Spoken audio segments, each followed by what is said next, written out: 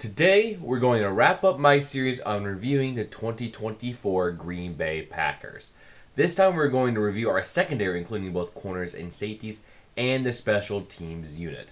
Under new defensive coordinator Jeff Hafley and a rebuilding of basically the entire safety room, there was a ton of expectations on these guys to improve so that the team could succeed during the 2024 season.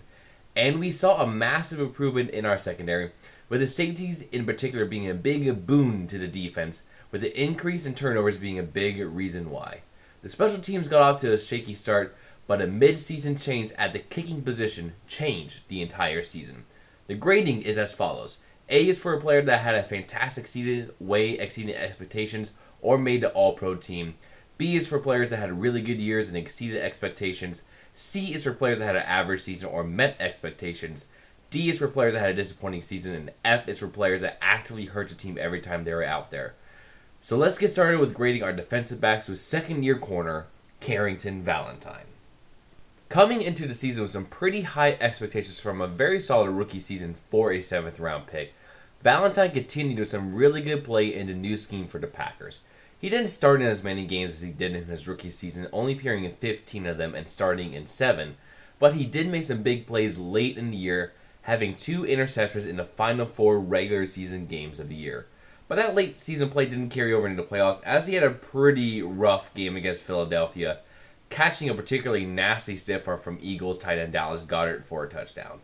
Overall for his 2024 season, Valentine appeared in 15 games, starting in 7 of them, recording 32 total tackles, 18 solo, 2 interceptions, 5 passes defended, 2 forced fumbles, and 1 fumble recovery. PFF also credited him with a passer rating allowed of 79.6 and an average yards per reception allowed of 12.6. They also gave him a pass rush grade of 56.2, a run defense grade of 51.4, a coverage grade of 74.4, and an overall grade of 70.3. For his 2024 season, I'm going to give Valentine a grade of B-, as he was a really solid player again for the Packers, which is really impressive for a former 7th-round pick. He made some really good plays for the Packers during the season, even as he played about 150 less snaps than he did as a rookie. That and the fact that he had a pretty rough playoff game prevents his grade from being any higher. But I'm looking forward to see what he does in his 3rd season, which I think will be something special to witness. Heading into his last season under contract with the Packers, 2024 will be a big make-or-break year for Stokes for his future in the green and gold. And the season was more of a break for Stokes, as while he was healthy for the first time since his rookie season, he failed to make much of an impact in the secondary. He failed to record an interception or even a pass breakup in the 17 games that he played in, and he wasn't really that good in covers or stopping the run either. Overall for his 2024 season, Stokes appeared in 17 games, starting in 7 of them, recording 49 total tackles with 29 of them being solo. PFF credited him with a passer rating against of 96.7 and a yard per reception against of 9.9. They also gave him an overall grade of 61.3, a run defense grade of 50.8, and a coverage grade of 62.4. For his season, I'm going to give Stokes a grade of C-, as while he was available for the whole season for Green Bay, he really didn't look anything close to his excellent rookie season, not even recording a pass deflection in any of the games he played for Green Bay. He signed a 1-year deal with the Vegas Raiders this offseason, so it's safe to say that the 1st-round pick of the 2021 draft for Green Bay had a very disappointing tenure with the Packers. Heading into 2024, there wasn't a lot of optimism for Keisean Nixon heading into the year, as many Packers fans were dreading seeing Nixon in coverage, as the youth of the secondary, as well as injury concerns with Jaire Alexander and Eric Stokes, saw the All-Pro return man forced into a starter role, both as an outside corner as well as a slot corner. But he had a pretty decent season, where he was more effective as a slot corner than outside, as his run defense and his surprising skills as a blitzer saw some splash plays in those aspects. He was not as successful as a coverage corner, but was still solid in that role. But one aspect of his game that took a massive dip was his ability as a return man. Coming off back-to-back All-Pro nods as a kick returner, he dropped off significantly with the new kickoff rules, only having 18 returns compared to 30 the previous year. Overall, for his 2024 season, Nixon appeared in 17 games for Green Bay, starting at 15 of them, recording 88 total tackles, 61 solo, 3 sacks, 3 forced fumbles, 1 interception, and 7 passes defended. He also had 13 kickoff returns for 528 yards. PFF credited him with a passer rating against of 99.7 and a yard per reception against of 8.9. They also gave him an overall grade of 64.5, a pass rush grade of 92.7, a run defense grade of 64.1, and a coverage grade of 60.7. Overall for his season, I'm going to give Nixon a grade of C. As well, he was a really good pass rusher and run defender for the Packers. His mediocre coverage and a massive decline in his kick return numbers leads me to give him that grade. Nixon looks to be in the mix for the starting corner spot again, but he most likely won't be returning kicks again for the Packers, as he stated that he would want to focus on his corner skills, and with the drafting of Savion Williams in the 3rd round, his time as a kick returner seems to be over for the Packers. It was yet another frustrating season for the Packers start corner, as for the 2nd straight season, Alexander only played in 7 games, as in 2024, a torn PCL in his knee after Week 8 against the Jaguars cost him the rest of the season. But while he was on the field, he was a really effective corner, helping the Packers secondary turn from weakness the previous year to the strength of this defense. Overall, for his 2024 season, Alexander appeared in 7 games, starting in all 7 of them, recording 16 total tackles, 15 solo, 1 fumble recovery, 2 interceptions, 7 pass deflections, and 1 defensive touchdown. PFF also credited him with a passer rating against of 79.9 and a yard per reception allowed of 16.2. They also gave him an overall grade of 75.2, a run defense grade of 57.8, and a coverage grade of 78.3. For his 2024 season, I'm going to give Alexander a grade of C+, as he was a valuable player when he was on the field, and had some good production as well during those 7 games. But again, injuries cost him his season, and his future with the Packers is currently unknown. It is expected that the Packers are trying to move on from Alexander, as his $17 million cap hit is way too high for him given his recent injury history and concerns of a bit of an attitude problem as well. But as of this moment, it seems like there is a chance that he could remain with the team if both parties are able to come to an agreement on a contract restructure. It will be interesting to see what happens, as the Packers are a better team with him on the field, and me personally, it is worth it to have him back on the team for that cap hit rather than cutting him for absolutely nothing, as he is a really, really good starting corner, which the Packers lack. Coming into the season with really low expectations, since many fans, including myself, thought that the Packers reached very early on Evan Williams in the 4th round. And well, he proved us all wrong, as he had a really good rookie season that gives the Packers a lot of faith in their safety room for years to come. Williams, particularly early on in the season before he missed some time with injury, was a really good coverage safety and provided some good support in run game as well. But he did miss a couple of games, one of which was in the middle of the season and the final 3 games of the regular season, before coming back for the wild card game against the Eagles, where he wasn't really that effective in that not so great game for the Packers. Overall, for his 2024 season, Williams appeared in 13 games, starting in 6 of them, recording 49 total tackles, 31 of them solo, 1 tackle for loss, 1 forced fumble, 1 interception, and 3 pass deflections. PFF graded him with a passer rating allowed of 59.7 and a yard per reception allowed of 10.2. They also gave him an overall grade of 72.6, a pass rush grade of 59.7, a run defense grade of 65.2, and a coverage grade of 72.1. And for his 2024 season, I'm going to give Williams a grade of B+, as compared to the expectations that we had for him coming into season. He vastly outshone them, and when he's fully healthy, he gives the Packers a dang good safety duo with him and Xavier McKinney guarding the back end of the defense. What a season it was for the second of the Packers' big free agents brought in prior to the 2024 season. Signed to a 4-year, $68 million deal from the New York Giants, it was expected that McKinney would bring in some stability and a veteran presence to the safety room that had a lot of turnover and a ton of youth.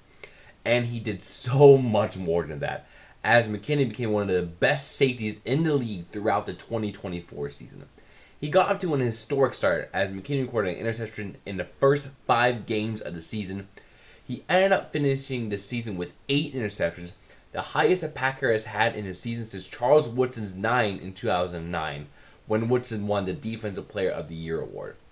McKinney was also one of the best cover safeties in the game, providing an excellent rock back in the secondary.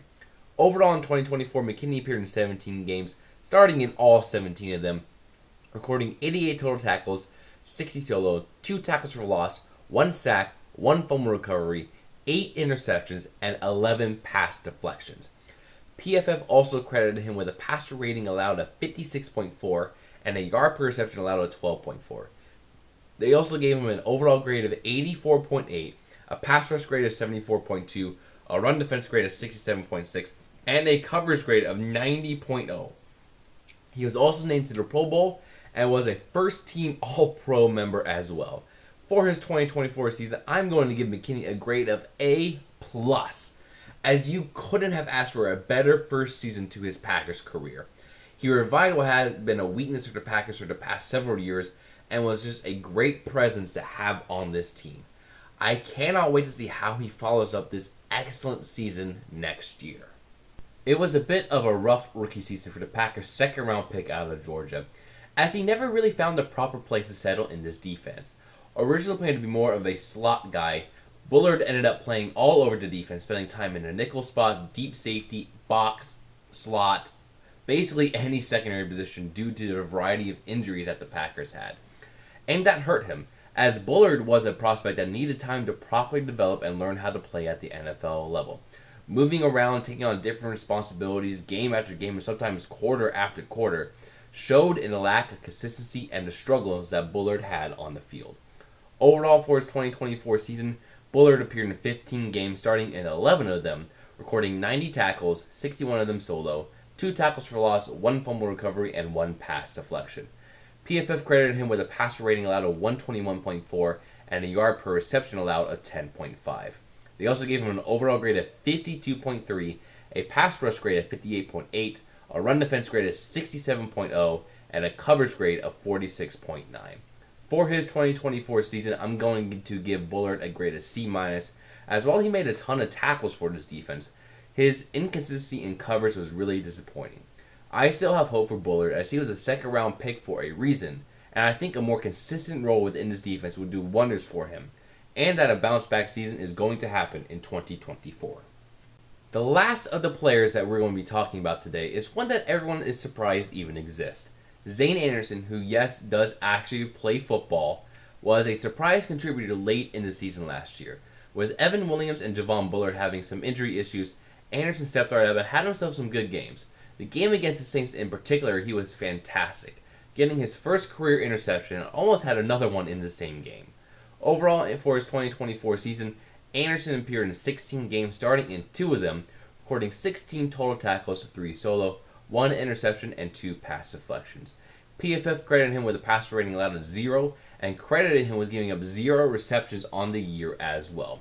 They also gave him an overall grade of 80.8, a pass rush grade of 59.2, a run defense grade of 73.0, and a coverage grade of 75.6.